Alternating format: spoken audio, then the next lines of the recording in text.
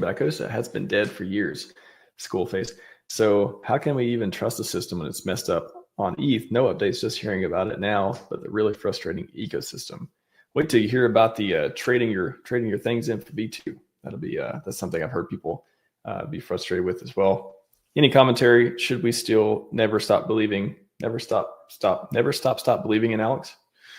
Should we believe in the system when Ethereum updates have not come? Well, if you believe the PulseChain narrative, then that means that PulseChain has fixed the Ethereum issues where Ethereum has been unable to fix them or unwilling to at this point. PulseChain was created to make Hex better. It was designed to have lower gas fees, higher throughput, which should help all of those things. So if you're worried about the gas fees at some point, then theoretically you should be very happy with how PulseChain is performing. Overall, though, yeah, I mean, we are lamenting it a little bit, which is that I think that the fundamentals of the Hedron Icosa system are very good, and it makes sense. It just never caught on, and it requires some sort of volume to keep that machine going, and we lost it. So yeah, look, you're not wrong, and we wish it was different, but we live in reality, and yeah, that's reality, which is that there's just really not enough energy in the system right now to keep it going, or make it too enticing, to be honest. But overall, I think the fundamentals and the idea, very good still. I mean, there's so many exciting things I've heard from Alice. We're still waiting. Data center. I mean, there's a lot of dev stuff going on too, with Infura and otherwise. Hedron V2, a lot of stuff. Again, we've heard about. We get sneak peeks every once in a while, or hear things of. But yeah, it is. We have not seen a lot manifest so far, and there was a going back to the drawing board once markets decided thing appeared. But you have faith, Fluff? Are you a believer? Yeah. I don't blame people if they're frustrated, and I understand if they're like frustrated with the delays and stuff, and the lack of activity. I don't blame people for being upset or frustrated or a little bit downtrodden in the delays. I mean, this is the game we're playing. Like I said before, there are no guarantees for anything, no matter how great something seems. There's always the chance that it doesn't catch on or it doesn't succeed in the way that we thought it would. So I totally get that. I'm still a buyer. I'm still an accumulator. I would love to get way more Hedron than I do now, than I have right now. And so it's a bet on Alex and him being able to deliver something that catches on in the market, which I still believe is a very, very good possibility. Even with the market action and price action of Hedron and Icosa, there is still this underlying current of excitement for the stuff that he wants to build. I mean, even us talking about it over a year after V2 has been teased, and still people having anticipation of it, with its, I would say, legacy status as like the first Hex altcoin that was accepted in the ecosystem. There's a lot of reasons to think that well, let me put it this way.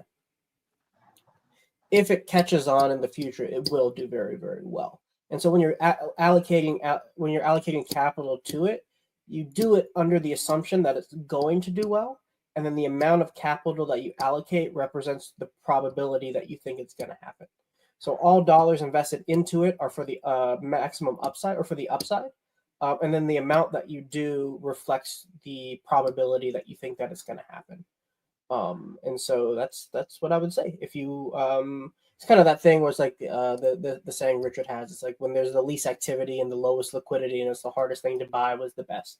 So if it succeeds in the future, it will be like moments like today where you can get like probably what, let me see, 1 billion Hedron is, and we're talking PulseChain stuff, $100. So and just to put that in perspective, if you want to mint 1 billion Hedron, you would need to wait 15 years and have 180 T shares in that 15-year stake.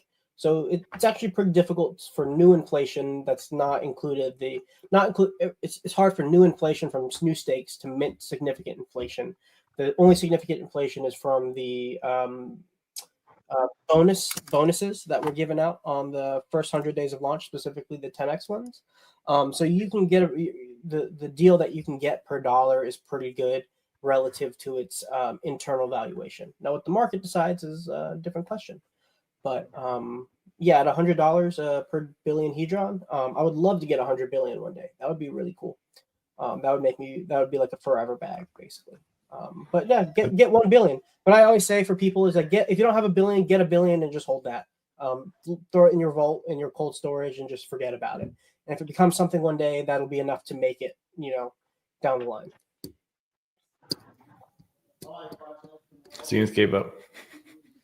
I'm still here. What's the difference between this and this? Like, pick one. One's darker. They're both great. We'll take it. Yeah, it is pretty amazing. I think when Alex, when Alex do come back and release testnet and mainnet and all this stuff for all these things, I think it's going to light the ecosystem on fire. I think it's just a compounding factor for Hex. I think it's just an amazing piece, and we're lucky to have them. And it just because it takes some time, don't mean it's not going to happen. I just want to point out that if you search for Hex on Uniswap, you can see it's banned. If you search for Hedron, not banned. Funny how that works. Very funny indeed. Maxi. Oh man, what did I look for? Oh, how do I do this? Maximus. Maxi token. How do I do this? I'm looking for Maximus. I know if I type in Deci, it's not going to give me anything either. Oh no, Maximus Deci. Okay, yeah, Maximus. All the derivatives of Hex, not banned. It's just Hex. Amazing.